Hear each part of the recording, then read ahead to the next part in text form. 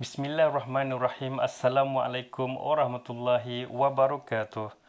Alhamdulillah bertemu sekali lagi di dalam video pembelajaran bersama Ustaz Muhammad Adam bin Azmi.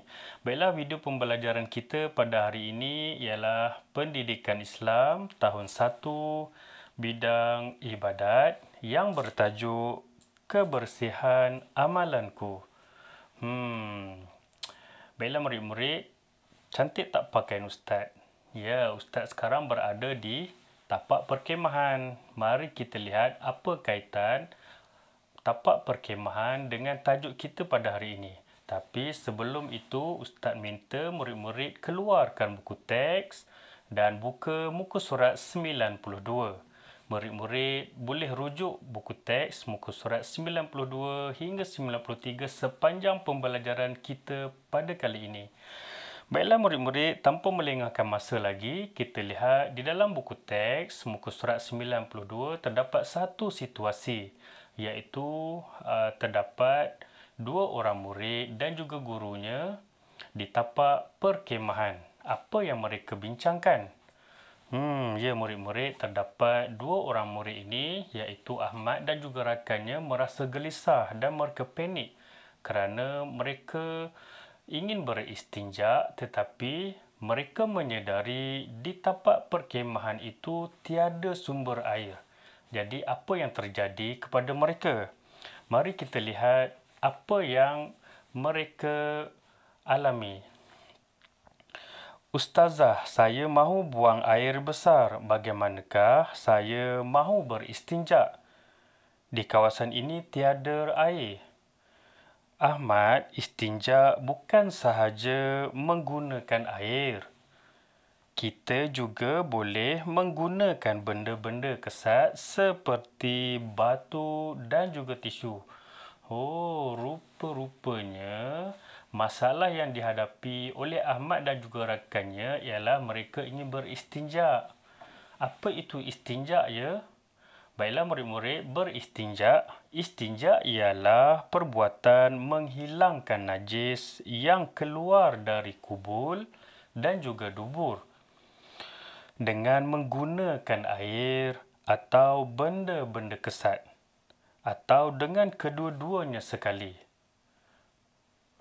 Baiklah murid-murid, mesti ada yang keliru dan kurang faham apakah yang dimaksudkan kubul dan juga dubur. Kubul dan juga dubur ialah tempat saluran pembuangan najis. Kubul ialah tempat kita membuang air kecil, manakala dubur ialah tempat kita membuang air besar. Jadi, dalam situasi ini, beristinja adalah hukumnya wajib. Ya, wajib ya murid-murid, walaupun situasi Ahmad dan juga rakannya, mereka ingin beristinja tetapi tiada air. Jadi, apakah jalan penyelesaiannya? Sekiranya kita tiada sumber air untuk beristinja, jangan risau. Sebenarnya kita boleh menggunakan alat-alat istinja yang lain.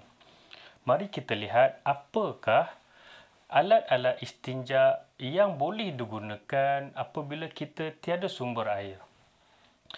Jika kita menggunakan air, cara beristinja ialah gunakan tangan kiri ketika beristinja. Bersihkan kubul dan juga dubur dengan air mutlak. Itu situasi yang pertama. Situasi yang pertama ini mungkin murid-murid boleh alami sekarang, iaitu di rumah, kerana di rumah kita ada tandas dan juga air. Jadi tiada masalah.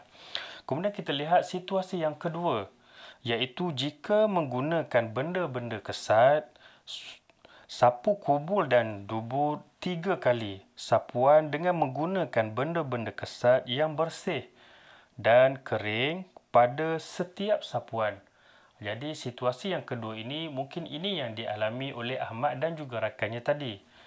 Dan ada juga lagi situasi yang ketiga, iaitu jika menggunakan benda kesat dan air, gunakan benda kesat terlebih dahulu dan diikuti dengan air. Jadi situasi yang ketiga ialah apabila kita mempunyai air mutlak tetapi air itu sangat terhad. Mungkin digunakan untuk kita minum dan juga aktiviti-aktiviti harian yang lain. Baiklah murid-murid, beristinja hukumnya adalah wajib. Islam sangat mementingkan kebersihan dan setiap Muslim wajib menjaga kebersihan. Ya murid-murid, istinja adalah hukumnya wajib. Jadi tiada alasan untuk kita untuk membersihkan diri. Kerana apa?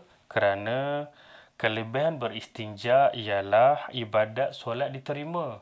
Sekiranya kita tidak beristinja, bagaimana kita untuk melakukan ibadat? Sedangkan ibadat itu adalah wajib. Dan yang kedua ialah kesihatan terpelihara. Sekiranya kita melakukan istinja, maka kesihatan kita terpelihara dan kita tidak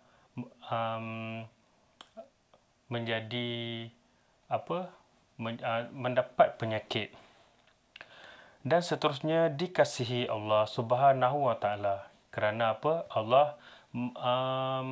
Allah menyayangi dan menyukai orang-orang yang sentiasa menjaga kebersihan. Jadi murid-murid boleh pilih sama ada kita nak disayangi oleh Allah Subhanahu wa taala ataupun kita nak tergolong di dalam orang-orang yang dimurkai oleh Allah Subhanahu wa taala. Jadi murid-murid, Ustaz rasa sampai sini sahaja video pembelajaran kita pada hari ini. Situasi Ahmad dan juga rakannya ini mungkin suatu masa nanti murid-murid juga akan alami seperti mereka. Jadi murid-murid mesti tahu apa yang perlu lakukan sekiranya di tempat perkemahan murid-murid nanti tiada sumber air untuk beristinja. Jadi sampai sini saja, kita jumpa lagi pada video akan datang. Bye. Assalamualaikum.